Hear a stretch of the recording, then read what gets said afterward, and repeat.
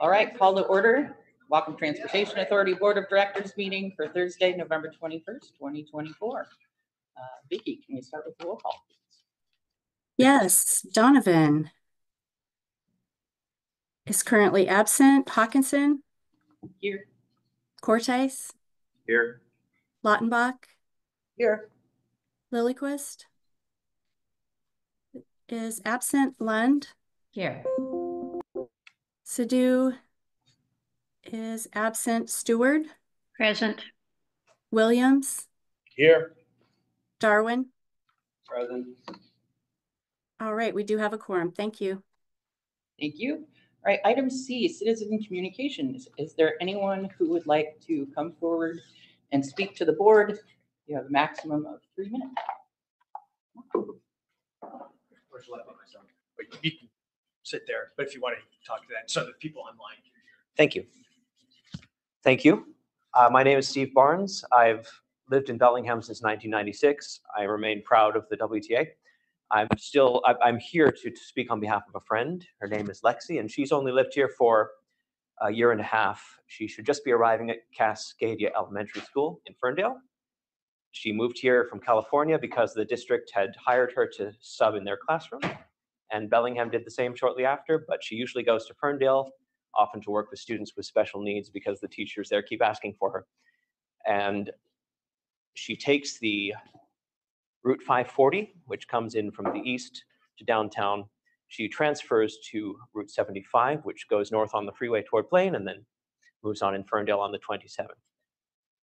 But as we know, a recent change to Route 75 has meant that the 540 is now scheduled to arrive downtown at exactly the same time that the 75 is scheduled to leave, which means that if the 540 is a minute late, or even if it's precisely on time, she could miss the 75. And then, of course, an elementary school classroom might be without a teacher on short notice.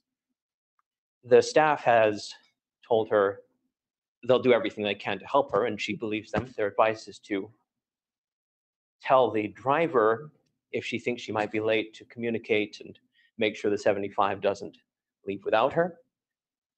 That's very generous, she thinks, but she's found the drivers sometimes have their own ideas about what's appropriate, and what if there's a substitute driver, they don't know her. And it seems they shouldn't have to deal with that kind of thing anyway. It was only a day before Lexi found someone on the same route at the same time who deals with the same newfound uncertainty. He says he's a disabled veteran who was able to come out of unemployment to work in Blaine, and he's typed his own experience of how this affects him. I'm happy to leave that note with you.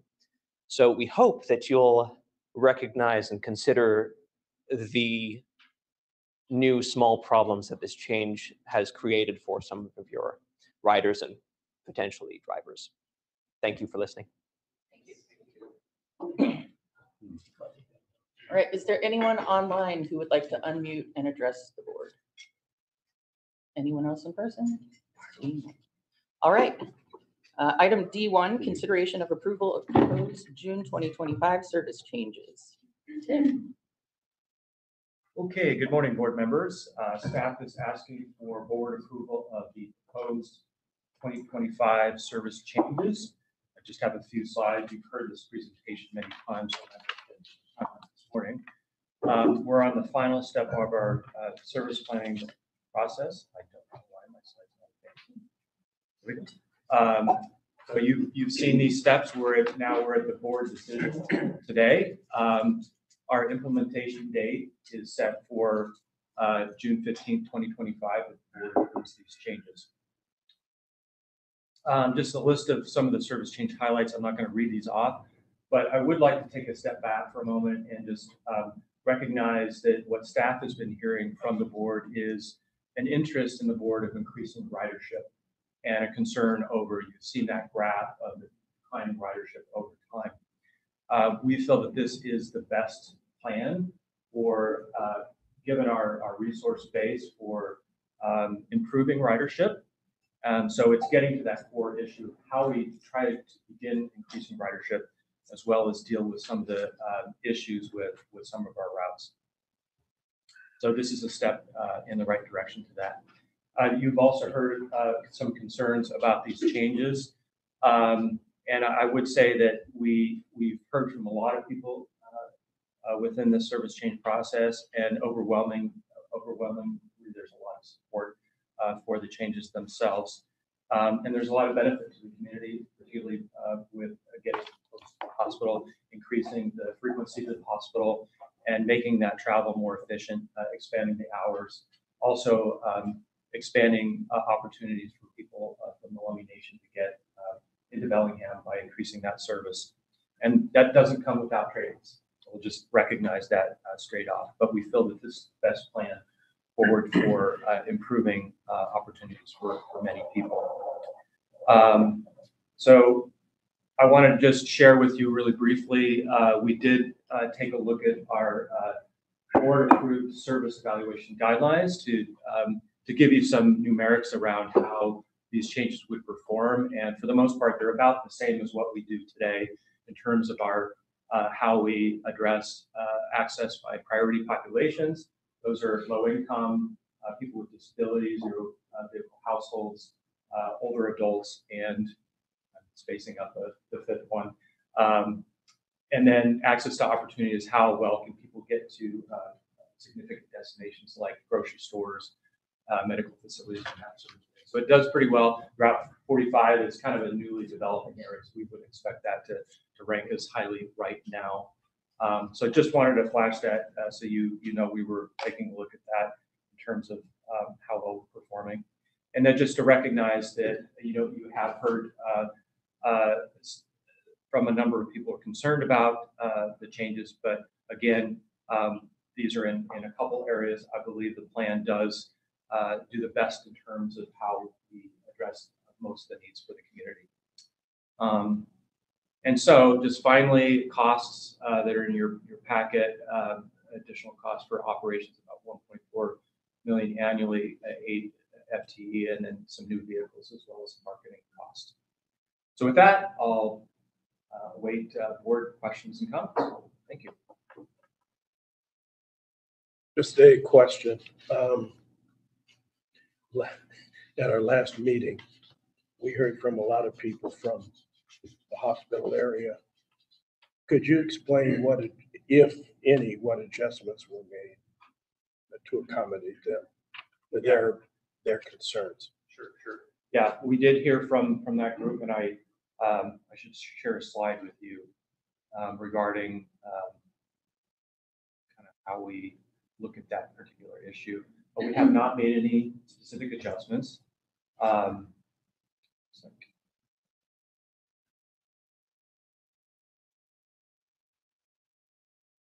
So in light of that, while Tim's getting the slide, we did look at options. How could you do that? And I think that's what Tim's trying to find. And what we found was, particularly with the 18, you could try to do that, but if there's any sort of delay, much like Steve was mentioning, it throws things off and it makes it very difficult. There's not a lot of time there. Sorry, I'm not able to get this up. I don't know what's going on, but related to that, I guess the question I have is, staff gave us a number of, I think, one boarding every 2 days, something very infrequent. Correct. And then we have anecdotal evidence that people are saying, no, it's used up much more than that. Which one is more accurate? So we've looked at the data, we've re-looked at the data, we believe our data is accurate. Okay. And so it's the number that we threw out is one boarding for every 29 trips, which is about one every other day. And so that's kind of what we're seeing. We also have that anecdotal evidence from the operators telling us the same thing, right? So we believe that number is correct. The central issue there is, again, how many people are boarding? How does that affect the rest of our riders who might want to use the route? We call this a deviation. It's off the central route that most people are traveling. And so that's an extra 3 minutes that people have to travel. So if you're trying to get to the hospital, you're going out of your way to get to your ultimate destinations. We know we're going to lose some riders if we continue to do that. And we've seen low ridership on the route before, so that's a problem for us. Can we include that 3 minutes? If we can't, with the existing plan, we do not have enough time to get to the hospital. and still have that 30-minute cycle time. Is there an alternative for those folks that were expressing the concern about the bus not coming to the doorway? There is, we believe there's you can walk to the stop, so it's about 1,500 feet from the Willows itself. Yeah. The stop's closer in or less than that. We typically say a quarter mile is pretty good service, so it's a little bit more than that, but there is that access. The other service that we provide too is the paratransit service, which is more actively used. That will continue to be offered to residents of the Willows. And they know that. Yes. Okay. And they do have their own vehicle.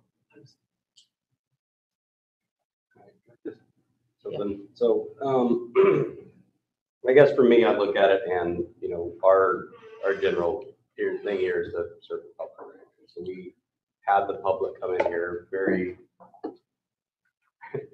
overwhelmingly in support of keeping this stuff.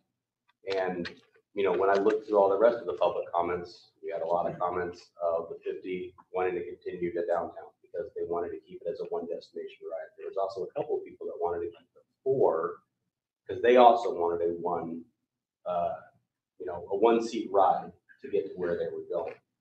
And you know, I heard you say earlier, Tim, that we're looking at trying to increase ridership. But what I'm wondering is, one, is there a way to kind of blend some of these ideas? I'm not sure how much we looked at it, but maybe, you know, looking to blend a few things. And 2, wondering if we're going to lose some people that are the one-seat rides that are currently taking the bus that will no longer be able to. I read a couple of the public comments that were like, I won't be able to do it now. If it costs me 5 extra minutes, like that's 5 extra minutes that will make me late now. And I'll have to find different alternative means of transportation. So are we going to lose ridership? And then, you know, on the flip side of it, will we also gain ridership? So I'm just, you know, looking at it and trying to figure out, like, maybe was there a way to, you know, kind of adjust the puzzle a little bit to maybe alleviate some of all of these concerns and try to figure out, you know, exactly what the public was asking for, because that's, you know, to me, that's what we're here for. We're here to serve the public. And, you know, like I said, it was pretty overwhelming. The people that showed up wanted that site to remain a viable bus stop. But anyway, that's just my spiel on it. Yeah, we typically hear from the people that are against something versus for something. We did hear through our public engagement that this particular issue around Route 50 was mixed, that there were a lot of people that actually supported going to Cordata because they saw access to Winco in particular and some of the destinations as a positive. Also recognize there were a fair number of people who wanted to continue to go downtown. We feel like we've addressed that issue through our ability to transfer. I wanted to kind of share with you this slide here that talks about direct service to downtown is about 42 minutes. So that's given our 90-minute current service. So we are proposing to go to 60 minutes, which then requires us to, because of the because of the resourcing issue, to go into Cordata Station. The total is about an extra 10 minutes, but there's a very easy transfer onto the Route 232 or the Route 15. It's like a 5-minute wait. It does add some time, but it is very convenient to transfer it at Cordata Station. And I think just generally, as we make improvements like this, we're going to see this need, the transfer need, to become more apparent for many people, that you're not going to be able to take every bus and get it downtown. That's just the reality with some of these service changes. So we believe this is the best plan for addressing both the needs, both getting to the Cordata area as well as getting downtown. Kim? I just wanted to, I received after the last public hearing, an email from the manager at the Willows, and she believes the discrepancy between WTA data and the comment that we heard in the public hearing is the result of WTA staff not checking gold cards. So I was interested in hearing if we have a standard operating procedure for checking those cards and how much confidence we have that staff is doing that so that our data that we're leaning on right now is reliable. Yeah, I can speak to that a little bit. The procedure for this is Eric, Operations Director. The procedure for checking the gold card, because they don't scan or otherwise validate on the fare box, is there is a keypad button on the fare box for every gold card member that the operator manually keys in when they see those cards. Because it is a manual process, there is room for error within that, but the procedure is to count every boarding using the keypad. That would also include our youth riders. Every boarding, they're not showing a pass, they're still hitting that number 1 free fare key. So I can't speak to how accurate the information is, but that is the procedure. I can speak to the data side of things. We do see the gold card transactions happening on that route. So we get the raw data about the types of fare transactions that are occurring. And there's a fair number of gold card transactions. You can actually see it showing up in the data side of things. So we see it coming through the system. But do you see them showing up or not showing up? Yes, we see that. We see that transaction showing up in the data. Yes, correct. Thank you. Yeah, I borrow that back. Sure. Yeah, I just wanted to respond briefly to Dan's comment because I know it does seem really difficult when we are trying to increase ridership to sort of dismiss the bird in the hand or the people who are already making it work. But I just do want to speak for the people who didn't speak up because they don't even know that this 30-minute service is a possibility. And in 20 years of speaking with people, and especially people who work at the hospital, I know there are people who very sincerely could become part of the market for transit who, as long as the service is once an hour, they just don't give it a thought. And people who have told me just in casual conversation throughout these many years that if the bus was every 30 minutes, that would be a possibility. So I do believe every time we go out for a public hearing, we do miss hearing from people who don't even know what we're proposing. But I do think there is a larger market of people out there who will consider riding the bus. So to answer your question about ridership, I do think more frequent service does indeed move us in that direction.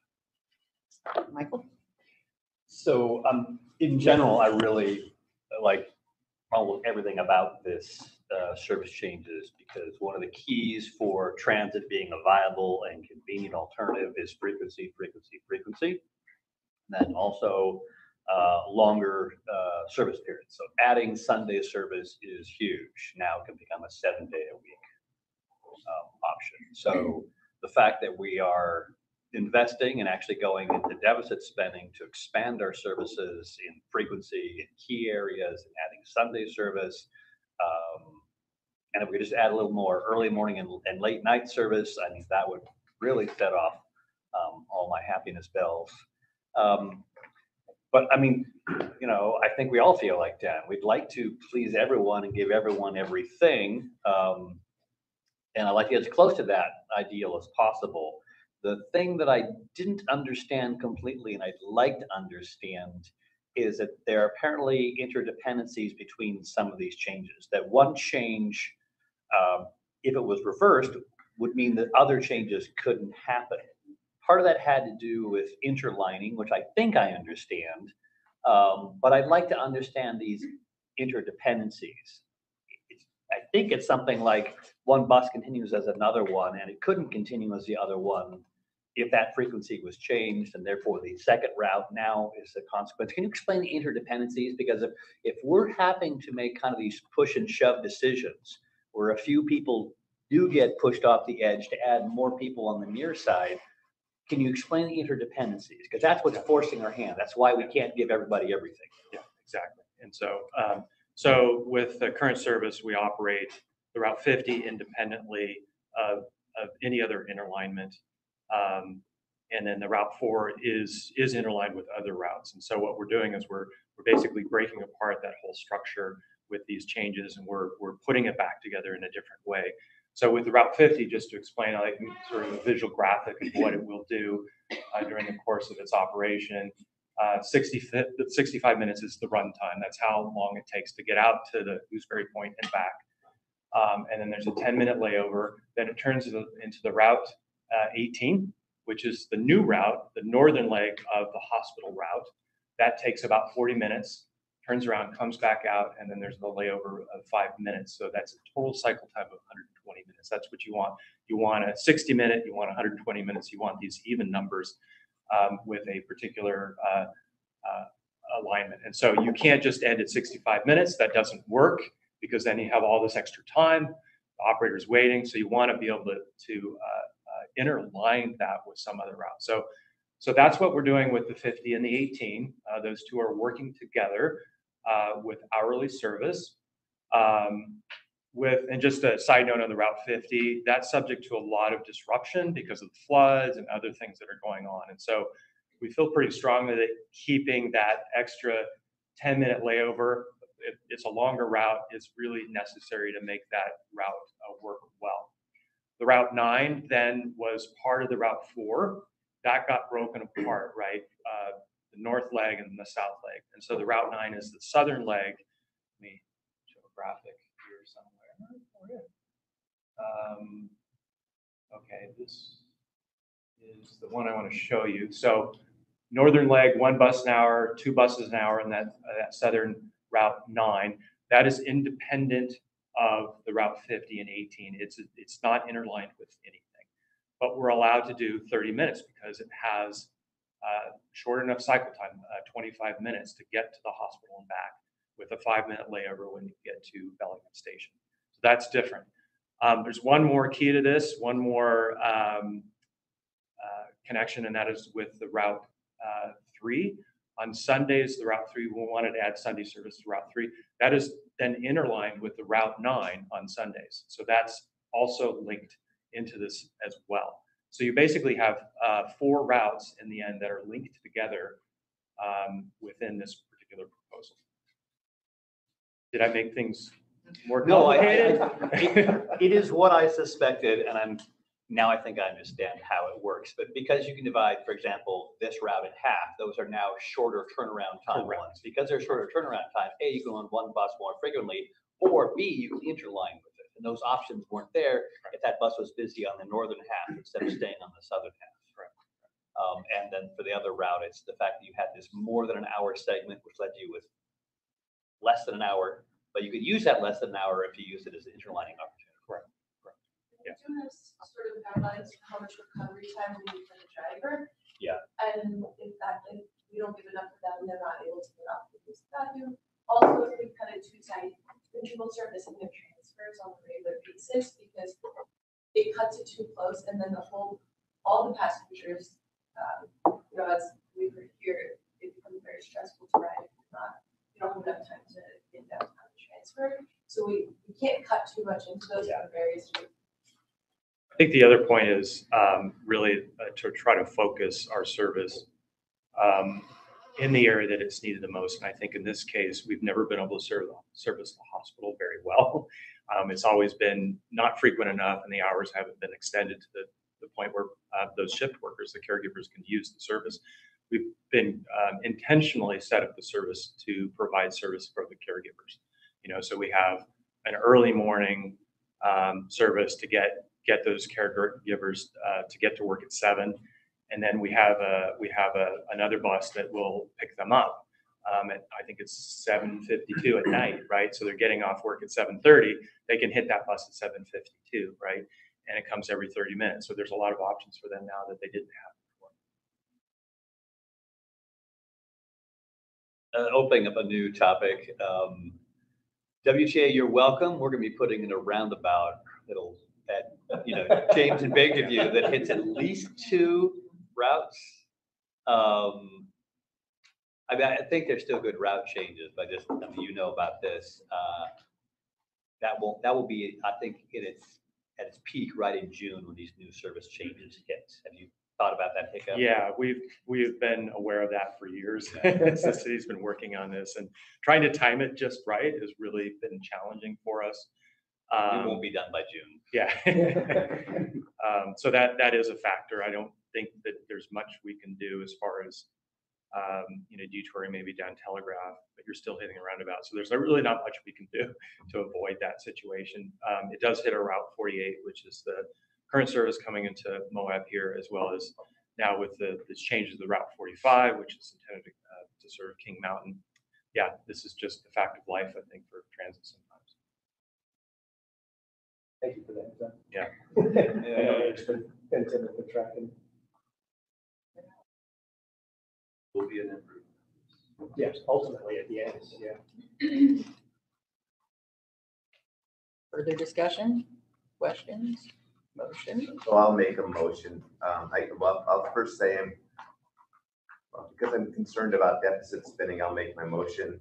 I move we approve the route changes contingent on the budget being approved. Second. All right, we have a motion and a second. Any further discussion? All those in favor of approval of the service changes contingent on the budget passing, please say aye. Aye. Any opposed? All right, that passes. Thank you. Item D2, consideration of resolution 355-24 for approval of the 2025 budget. All right, thank you. As Ali said, we're asking the board to consider approving resolution 355-24, approving the 2025 budget. And we thought we would just start with this slide, sort of the elephant in the room slide, and talk about what we intended to do with this and what we didn't intend to do. So what the slide was meant to depict was transparency for both the board, our constituents, and our WTA staff on what could happen to our cash if we continue doing exactly what we're doing, put all of the proposed service on the street, do all of our initiatives, and just continuing marching forward as we could. So it's a 5-year forecast. We recognize that this is not sustainable. We recognize that it's really hard for a general fund, which is essentially what we have, to have revenues in pace with expenditures.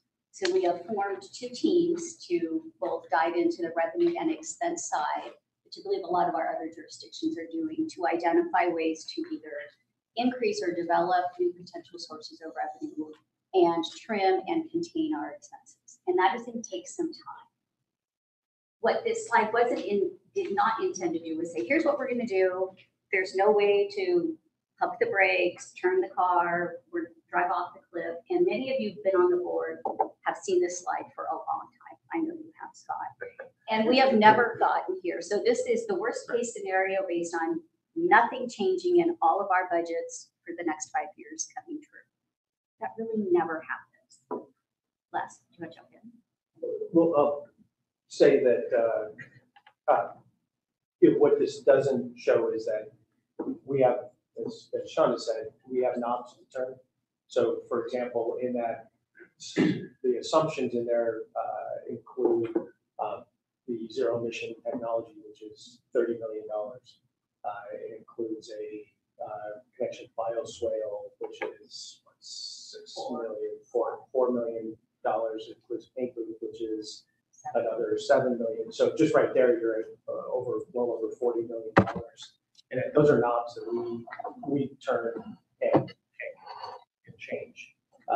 So what we're trying to show here is that the interconnectivity between things like our capital improvement plan, that gets proved, it has ramifications in things like this. And so we want to be very transparent and come back and say, hey, we're going to have some tough, to use that term, trade-off again down the road on these projects. But we control this, and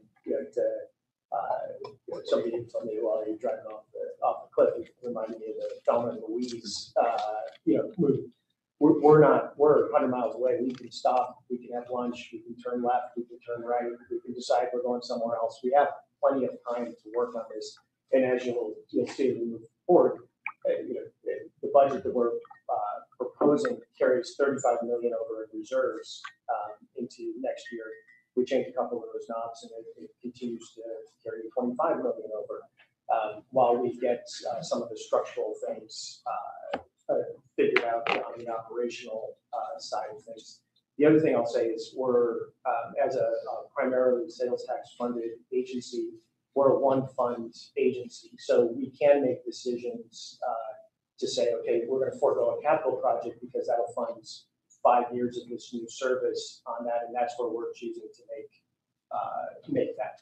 Still means we still have work to do to fix some of these structural things that we have, but we're trying to look for as a sales tax, primarily sales tax, there's a sweet spot. Sales tax goes up, it comes down, it goes up, it goes down. And if we're constantly chasing the tail on it, we're either going to be behind or ahead. And that doesn't work for a very good,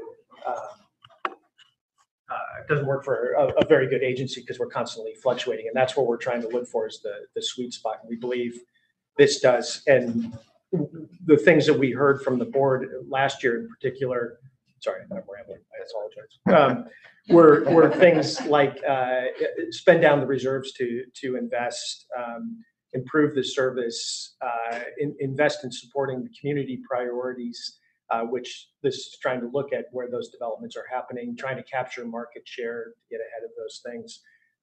And then for a number of years, change our thinking on how we invest and how we work on things. So anyway, I'll shut up now because I'm obviously going way too long. We'll go Scott and then Kim. All right, so I've been an advocate of spending down the reserves. I think everybody in the room knows that. My concern is that now labor and benefits is 40 million. And if I do a 5% increase on 40 million, that's 2 million. That's 2 million new dollars every year we have to find to keep the wheels spinning. And my worry is our income is sales tax. And that's 40 million. So we have to have a 5% increase in sales tax. So my worry is we can do the plan and we have knobs to turn, but I'm afraid the knob we're going to have to turn if it's not working is give up some service.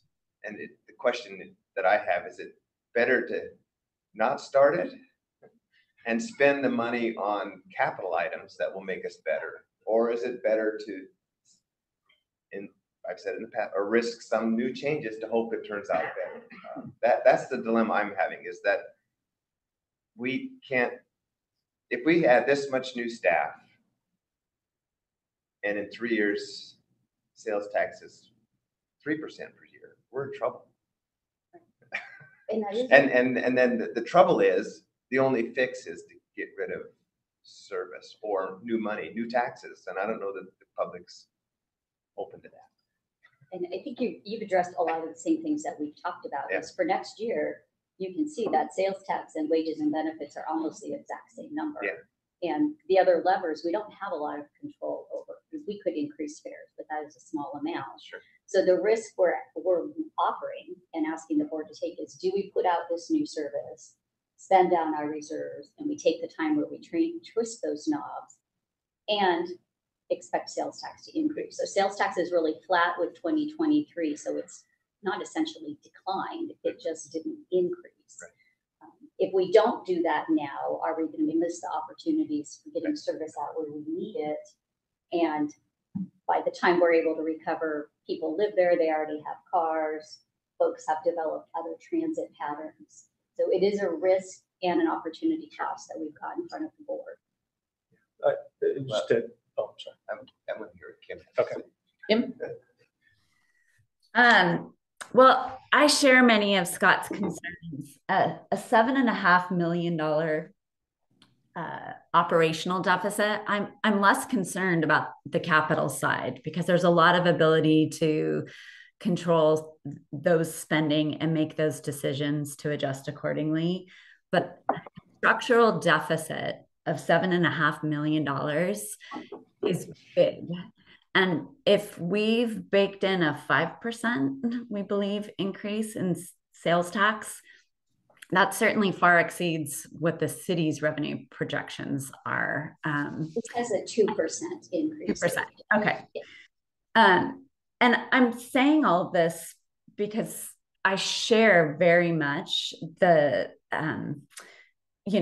what staff put out in terms of we need to make investments in market share to align with how we're going to grow as a county. I'm a deep believer. I am constantly reminded in our conversations about how we grow, about how dependent we are on excellent public transit as part of our growth strategies. So I want WTA to be nothing but a huge success, because how we grow in Bellingham is dependent on WTA being an excellent service provider. And you're, as an entity, we are an integral partner in the future success of how we grow as a county and in Bellingham. But I feel like this year should have been more of a year to figure out how we're addressing that structural deficit and how we're going to be doing some of those cost controls. And I would feel better if we had already been on a trajectory to take some of those reductions. That's the exercise that the county's been involved in, the city's been involved in, and to ask the board to, strategically examine these in the coming year, it makes me tremendously nervous. Okay, Michael and then Todd. My comments, I think, kind of fall in between Kim and Scott. So first of all, this is not an austerity budget. This is an investment and grow budget. And I think the primary thing we're growing is service hours and routes. I really like that. Now imagine if we needed an austerity budget in 2 years. I would protect service improvements above everything else, right? So when it comes to these knobs and levers, right, that's what I would do. I think that that yellow wages and benefits, and maybe fuel, right, and then the capital, forming the capital, that is our core mission. If we had to retreat to our core mission and drop all the rest, I think that then these graphs would protect themselves. I think there is a way out of this if the board is very clear that there's a core we need to protect, and that's service. This is a growth budget with ambitious capital plans. That's why it looks the way it does.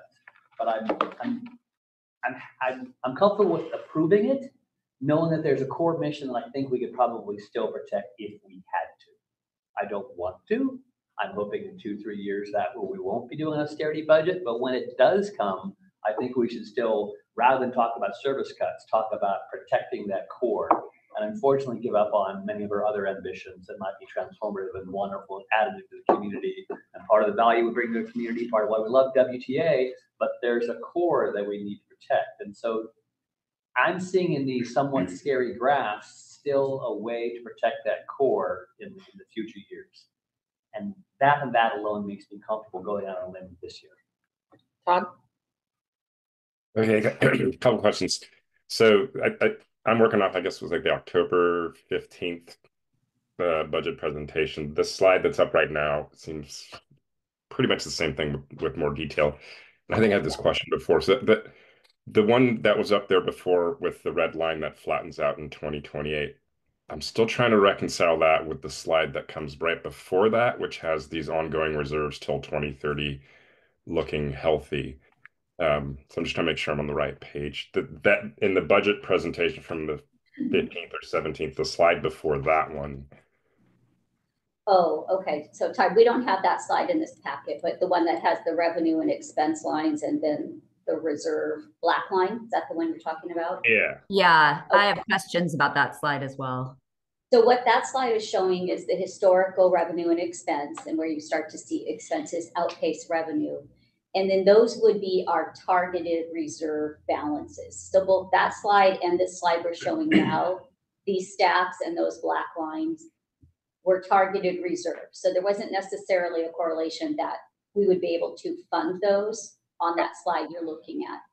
The Okay, slide so that we have up now is showing, again, here's our targets per policy and where we would be unable to fund them. So the slide, I'm sorry. So the one I'm looking at is very wishful thinking. All this money's showing up and it'll be in reserves while we continue the red line of expenditures. So that doesn't have the total cash line on it. So it's missing this red line on that graph. So Can we put that slide up on the screen, please? Oh, I guess, is there a different budget packet that we have that is on screen right now than what I'm using from 17th? Yes. It was just a slim down because we had heard, don't present all the same Yeah, slides again. we just. Where is that one? That was emailed to us? I'm not sharing that. We'll try to find it. While she's finding that slide, the assumptions that go into that, and that's the key to this that I don't want to get missed, is there are assumptions that go into this. So if you put in every capital project you ever want, everything in that, those assumptions, those reserves are based on those assumptions. So if you put in a $50 million zero emission into that capital reserve goes increasingly up. If you scale that back down, that reserve comes down, and those graphs and lines change quite a bit. What we were trying to do is show, okay, here's the worst case scenario. If we keep going on everything that we're doing, we're trying to preserve options for, or preserve space and time for trade-off discussions into the future. So we're making good, deliberate decisions on things and not panicking and making bad decisions, because we have the reserves and money, and it's a single fund entity. So we've got the ability to invest and still preserve that time to make those decisions. Is the slide deck that we had on screen just a minute ago, was that in our packet or was that emailed separately? It was just a slim down of the various slides that were shown before to this one. But they're different. Oh, not sharing it with them. Can you see Can you this see slide? this slide now? Yeah. Okay. So this is the slide you're talking about, correct? So what this slide is missing is, this is our targeted reserves. So you're pointing to the black line. I'm pointing to the black line. Is targeted reserves. Red and blue are expense. What this doesn't have is that red cash line, which would essentially show the same thing, that these reserves are targets, but they're unable to be funded. I think if I move down just a little bit. So the concern I have is that this does not have cash on it. the concern I have is those out years, 26 and beyond, the gap between the red and the teal line gets bigger. And that gap can only be, I mean, if we go to austerity, we need 2 million a year in additional revenue just to keep our labor part, let alone the operation expenses. And if there's not significant new income or significant ridership, we've set ourselves up for a budget deficit in the future, because I don't know that we have enough money, enough new money coming in to cover just the labor increases on the out years. I mean, we can cut all of the capital out, but we still need money to cover the labor increases. The other assumption that doesn't go into here that we're working on are non-tax revenues that are out there. We have a lot of land holdings that we haven't leveraged that could have significant dollar amounts attached to them. The investments in a property downtown could have revenue investments in it. We've got 8+ acres in Ferndale. We've got the north lot here that could be partnerships depending on how things go. I mean, there's a variety of things that we're investigating to increase the revenue side as well. So we're not just focusing on the expense side. And when I say the revenue side, I don't want people to hear taxes.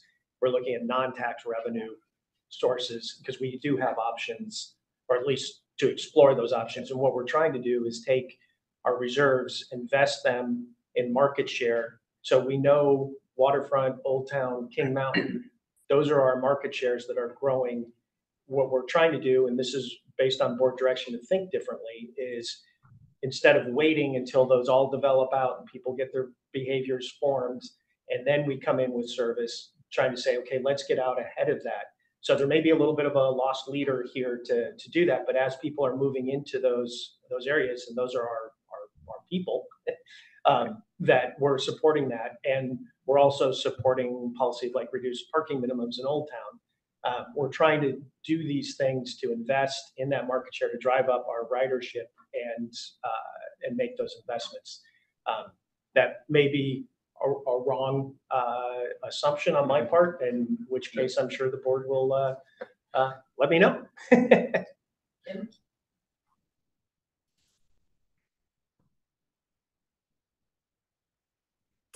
Did someone say Kim? Sorry. Yeah. I think part of my frustration with this process is these are questions of critical significance before the board right now. And this is, we have 15 minutes left in this meeting. I'm fundamentally uncomfortable with casting a vote today on this matter. I feel like as a board, we haven't had adequate time for consideration to answer some of these questions about the graphs as they've been presented. Hearing less talk right now, I think they're, I take my responsibility for fiduciary stewardship incredibly serious, and I just don't think we've had adequate time to really understand what's before us. And it's a bit of an existential, just looking at the slide that's currently being shared right now, I don't know, to Michael's point, if we even have shared agreement about what the core functions are that we would lean back on in if things aren't a rosy future.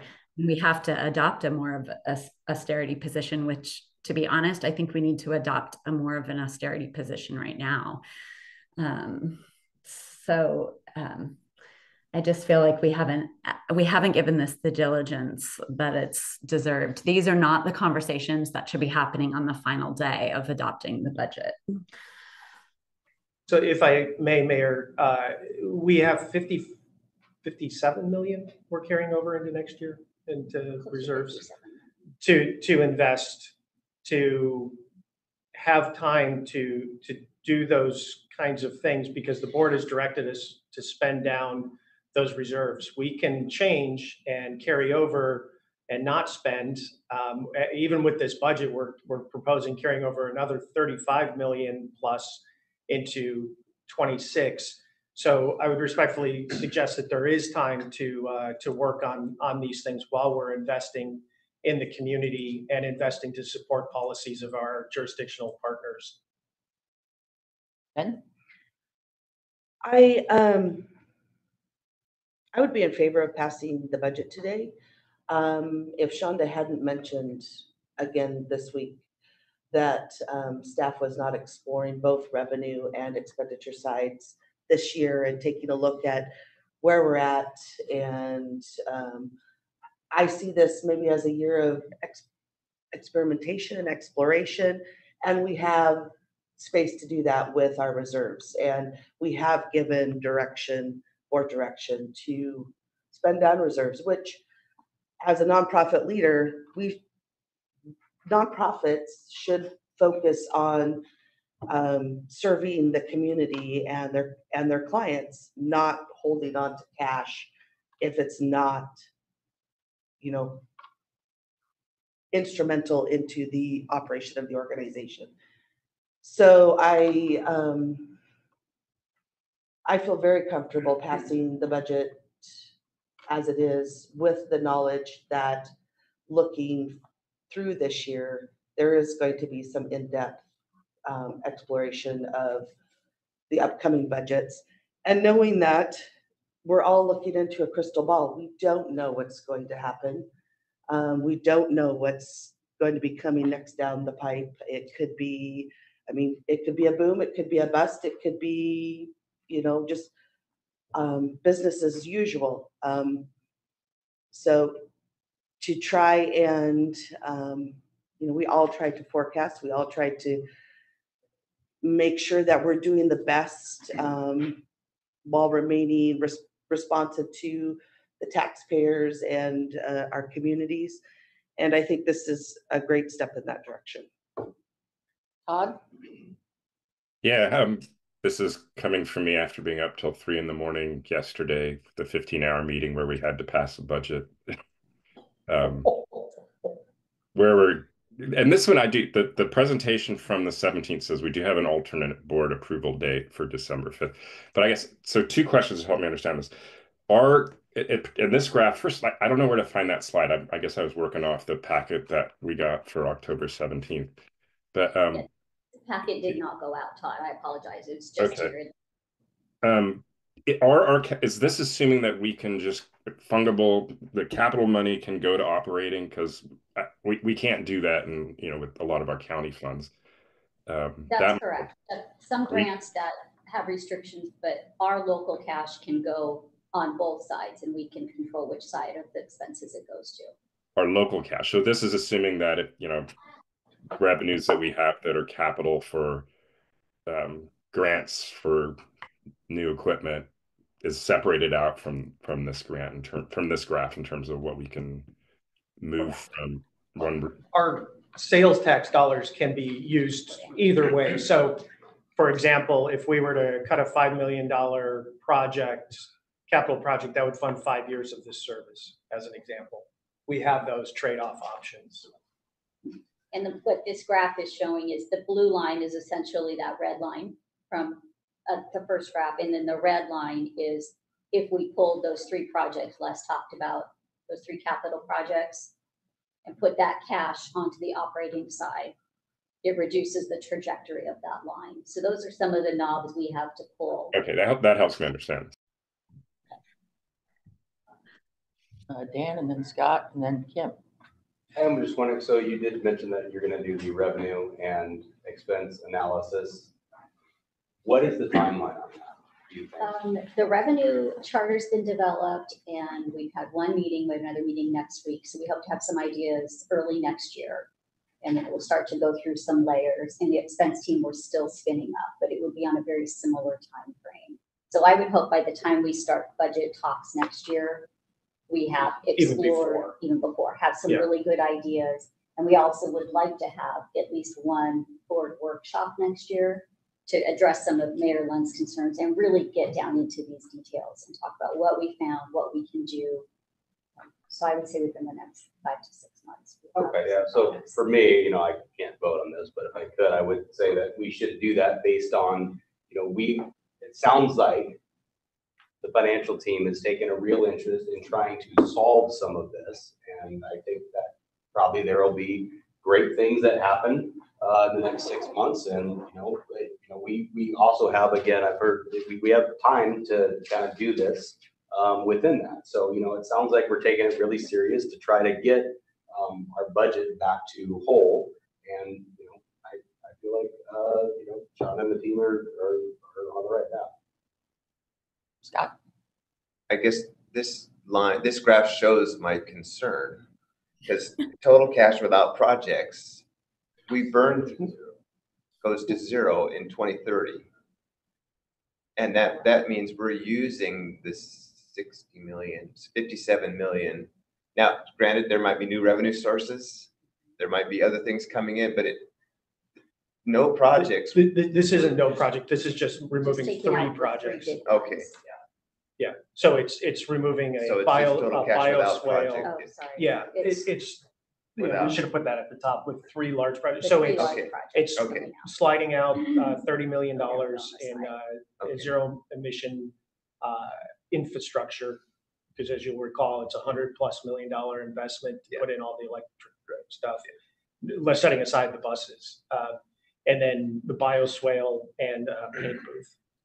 So it was just as an illustrative of just 3 projects. Okay. That's what happens, and you'll see on there that there's a $20+ million swing. So I guess I'm comfortable with Kim's suggestion that we kick this can down the road to the next meeting, and I think we have some discussions about it so that we're all comfortable going into this. And there's no harm, no foul in doing that, is there? There's not. I won't be in person at that December 5th meeting, but what I would ask is how could we support the board having those discussions, or will you be able to meet in between as a board to see if I'd be willing to meet in between with the group or me or whoever. That would be really helpful for us so we know how to address the concerns.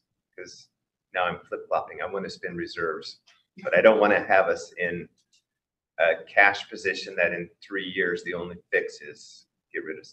We don't want that either. I understand, but we're kind of setting ourselves up for that.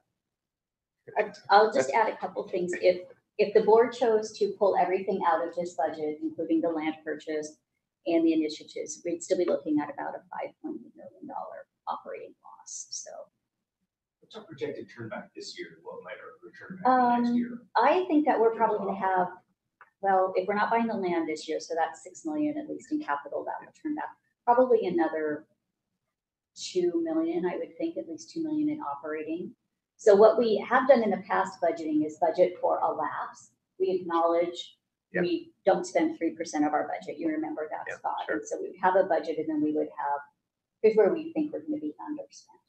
We could bring that back in, and it bounces around, but I do have some projections through the end of the year that show we'll be spending less than we anticipated in the budget.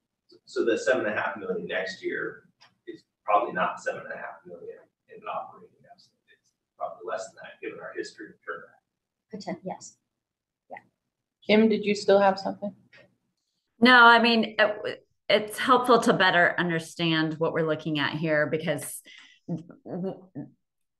what this shows, and staff has provided more understanding, but I mean, it looked on its face without this kind of conversation and more context, is that the choice before us is either going from 60 million cash balance with a 3-year burn down to zero, or a 5-year burn down to zero. And so neither of those are good choices. And I think what is going to be helpful for me is really understanding what is our process to stabilize the operational burn rates and have the confidence that we can afford. Because the challenge that I've observed is was hard for the board to adopt some of these route changes and reductions, to the Willows as one example, and just doing that level of contraction. Imagine if we find ourselves at a point in the future where we have to eliminate whole routes. So I just, I want to make sure that we're well poised not to make those very difficult decisions. Yep. Les, could you refresh my memory or not? You're cutting off my memory now. When did the board give the direction to spend down the reserve fund, and why? I'll speak to that. We've said that for years, because in my mind, sitting on this much reserve, when we can put it to good public use, is really our mission, not to sit on cash. And in the past, I've been an advocate of this kind of risk-taking, because it potentially would bring in new service and the system would grow. I guess I've been doing this for 15 years now. And in Linden, we're running into the same problem. To keep our wheels spinning, we need $500,000 in new revenue every year. And our sales tax doesn't do that. And our property tax clearly doesn't do that. So we're looking at cutting people because we can't do it anymore. And that, my 15 years experience says this train is headed in that direction. And I guess I'd be much more comfortable if you could come in and say, yes, and here's the new revenue sources we can see on the horizon that aren't taxes that could make this work. Because I'm sitting here today going, okay, yeah, it's going to work and we're going to find some new revenue. Okay, is that revenue $1 million a year, $2 million a year, $500,000 a year? I mean, what kind of revenue are we looking at to keep this going? Question I would have. Be part of it. We're looking at, so if these property kinds of things that we can leverage, we can get you that information. We can talk more. Anyway, if we're going to bring this back on the 5th, I think move on at this point. And I would encourage people to send in questions that you have so that staff can answer those ahead of time, if possible. Is everybody comfortable moving on? Yeah, and can we get the slide deck sent to us? The one that was up today. Who could make a motion? Somebody has to make a motion. Yes, Todd, yes. absolutely. Yes. I make a motion that we hold this a budget item over till the next meeting. The motion, but my comment ahead of time is I'm prepared to support the budget, but I also want to make sure that everyone's vote is comfortable, whether it's for or against. Agreed. I'll second that motion. All right, we have a motion and a second to bring this back to the next meeting. All in favor? Aye. Aye. Hi. Any opposed? All right, thank you. D3, consideration of a contract extension with KPFF Consulting. Yeah, good morning. So we are seeking board approval to extend a contract with KPFF. KPFF does all of their on-call design, architectural team. We have numerous projects that started last year that have not been completed. And basically the contract has expired as a 1 year, so we're trying to extend that contract into 2025. The money was put in the 2024 budget. We're not asking for any additional funds, just carrying the money over and extending the contract. Motion? I move we approve the contract extension with KPFF Consulting Engineers for on-call architecture and engineering services. Second. All right, we have a motion and a second. Any questions, comments? All in favor, please say aye. Aye. Any opposed? All right, that passes. Thank you. D4, consideration of authorizing the general manager to enter into a contract for the City of Linden's Transit Access Fund project. Good morning, thank you, board. For the record, Hayden Richardson, Transportation and Land Use Planner with WTA. So before you today is a request to the board to authorize the general manager to enter into agreement with the City of Linden for their Bradley Road bicycle and pedestrian multimodal use trail. So this is done through the Transit Access Fund. So if you remember, in 2024, the Transit Access Fund was budgeted $500,000. This is a request to enter into agreement with the City of Linden for $350,000. Those monies would be used for the multimodal trail just east of Linden High School on Bradley Road. It'll also be used for bus stop improvements just across Mountain Valley Road, I believe. So this is a recommendation done through the Transit Access Fund Project Evaluation Committee, as well as staff. So for the fiscal impact, as stated, the $500,000 was rolled over from the 2024 budget, and the $350,000 would be done through a reimbursement after the project is completed. If the board has any questions or anything, I can take them now, or we also have Mark Sandel, who's with the City of Linden, online as well. So, And this is $2024, so. 2024, yes. All right, questions? It's a good thing. That was easy. Is there a motion needed? Is there a motion? Yeah.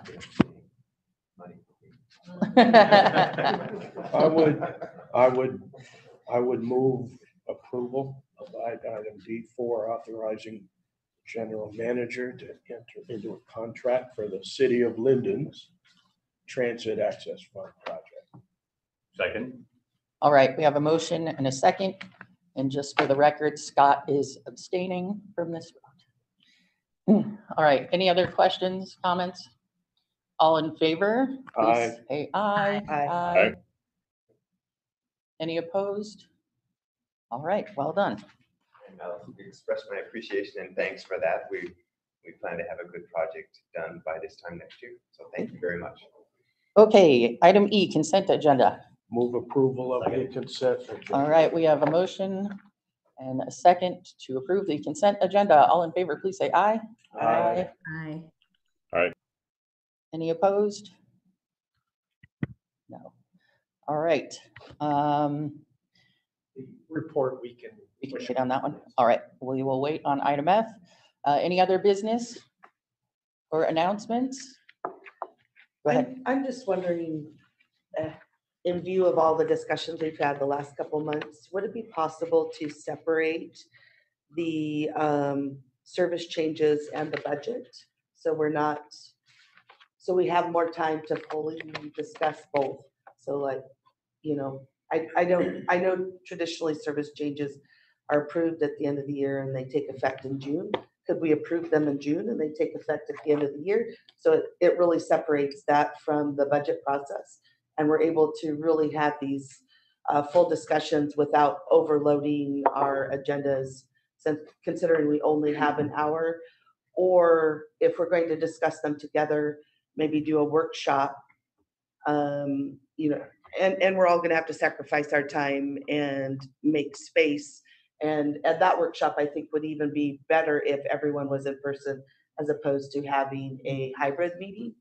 So just some thoughts for planning for 2025 on those ideas. Good. All right, any other business? We are adjourned. Thanks, everybody.